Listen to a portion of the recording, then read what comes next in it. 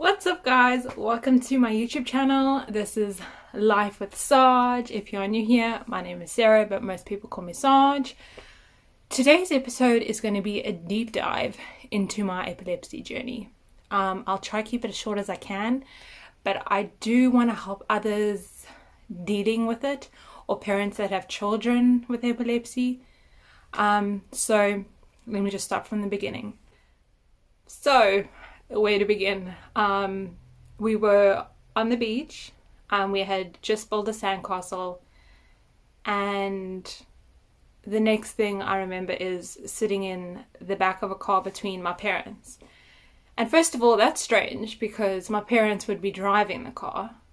And second of all, we initially got there in the back of a bakkie and my mom was driving the bakkie.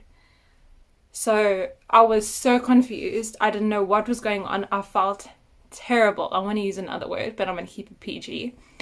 And so what had happened was I had fallen headfirst into the sandcastle. My friends and sisters were like, Sarah, stop playing around. You're ruining our sandcastle. You know how girls can be at that age of like 12, 10, 9 and 8. So eventually it got to a point where my head had turned, and because during the seizure you bite your tongue, I had like blood like coming up the side of my mouth, and that traumatized all of them, but especially my younger sister Tracy. So she bolted, this is what I've been told, she bolted to like police restaurant and was like, there's something wrong with Sarah, there's something wrong with Sarah. And thankfully a family member who was kind of hosting this memorial service, was a nurse, and she was like, she's had a seizure, you need to take her to the doctor right now. And so that's why I was in the car with, I think it was I want to say my grandparents, but my brain's a little bit foggy from that day. My grandpa was driving, my grandmother was in the front seats, and then I was in between my mom and my dad.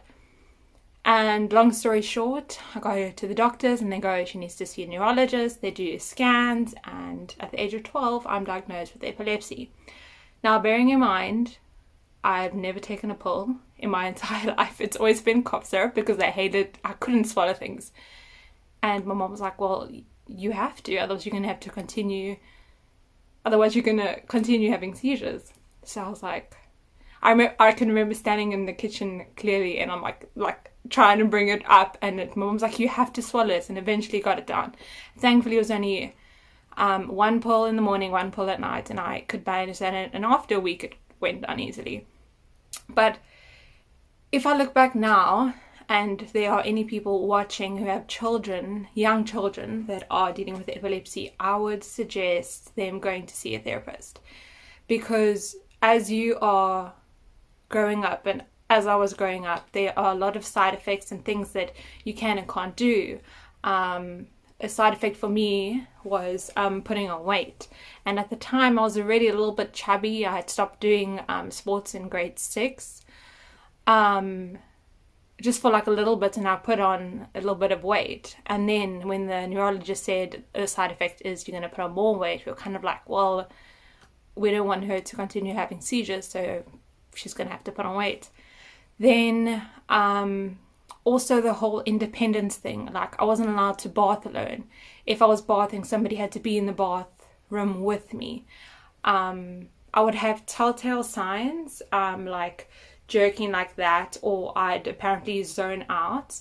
I would have a lot of my seizures at the computer. I had one at Mastermat. So headphones were a major trigger, flashing lights. So obviously going into adulthood at like 16, 17, 18, when you want to go to, you know, clubs, strobe lights, I had to kind of avoid them. And then when I started working, like 19, the seizures kind of dipped down. It wasn't as bad again. And then I want to say for a good solid 3 years, my seizures were kind of under control.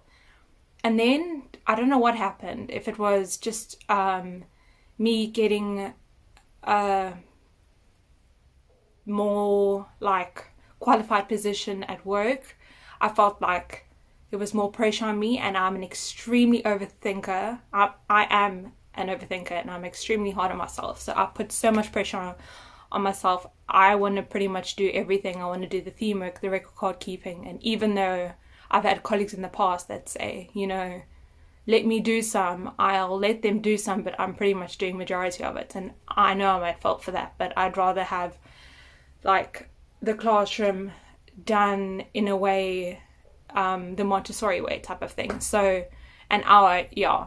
Anyway, so back on track to the epilepsy. I was having seizure after seizure after seizure after seizure. Then went back to the neurologist, changed my meds, didn't help at all. So then I went back to him again, and my epilepsy after doing a scan had changed from the one I was diagnosed with at 12 to a tonic myoclonic. I'm not going to give you all of the names because it is very confusing and I can't even remember some of them. And then let's say I want to say like 2 years later, it started getting worse and worse and worse and worse, and hormones became an issue. So obviously menstruating, sorry guys, around that area, around that time, I would have seizures and I would be man down for like a week. And my mom would ask the neurologist, like, is this normal for her body to feel like she's walked up a mountain? Because that's what I would explain. I would be like, I physically can't get up. I'm so tired. It feels like I've climbed Mount Everest. That's the only way I could describe it and explain it to her. And he said every seizure is different. And so they did another CAT scan. I was in hospital, and then overnight things where they put those little, I can't even remember what they're called, but those little things, and they monitor your brain overnight, and it didn't pick up anything. So he's like, okay, well, clearly what we've learned from that, and I had done a test prior, strobe lights don't affect me, headphones don't affect me anymore, and so it's now a different type of epilepsy. And they were like, okay, well, how are we going to get this under control? So he put me on a medication. I'm going to leave it out just because I haven't seen a lot online where this medication has affected people the way it's affected me. So I don't want to give it a bad rap. If it's working for you, you keep doing you. But basically for me, it destroyed my brain to the point where I couldn't remember names, I couldn't remember song lyrics, I couldn't remember memories from childhood. I still struggle with my speech, with thinking back to things. I speak too fast, but I want to form the sentence and get it out. I struggle with all of that, and I went to see a therapist about that, and we kind of worked on it for a while, and then she was like, we need to get you off that medication. It is not helping you. You're not able to perform at work. And because of what I was going through, I was having more seizures on top of that, and it was just making everything worse. So eventually I ended up started having sleep paralysis. And if you've never had sleep paralysis, it's basically when you sleeping and you're in your REM sleep, but you wake up during your REM sleep. So your body is physically paralyzed and your eyes are open, but you can't move. And that's when I started to freak out. And from that, it would lead into a seizure. And that happened for, I want to say, I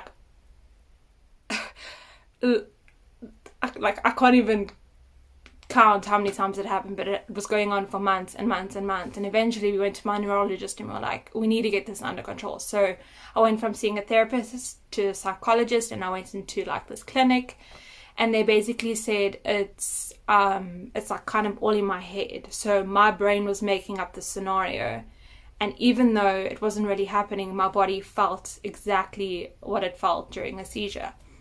So we're like, okay, well, that eventually got under control. That stopped happening. And then at the beginning of this year, I want to say I worked for a total of like 5 days. 3 days setting up the classroom and 2 days with kids in. And those same sleep paralysis seizures started again. And I've been on high doses of medication. I've been on medical leave for 6 months last year. And when I was on that medical leave, I wasn't having seizures. But then when I was in that environment where I put so much pressure on myself, I started having those seizures again. So basically what I want you guys to take away from this is that, yes, stress is a cause for my seizures anyway.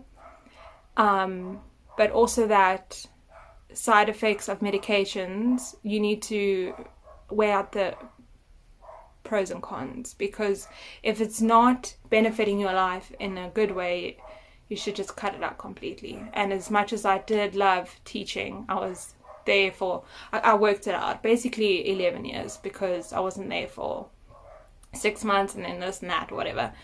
As much as I loved my job, my boss, the colleagues, the children, I had to let it go due to my health.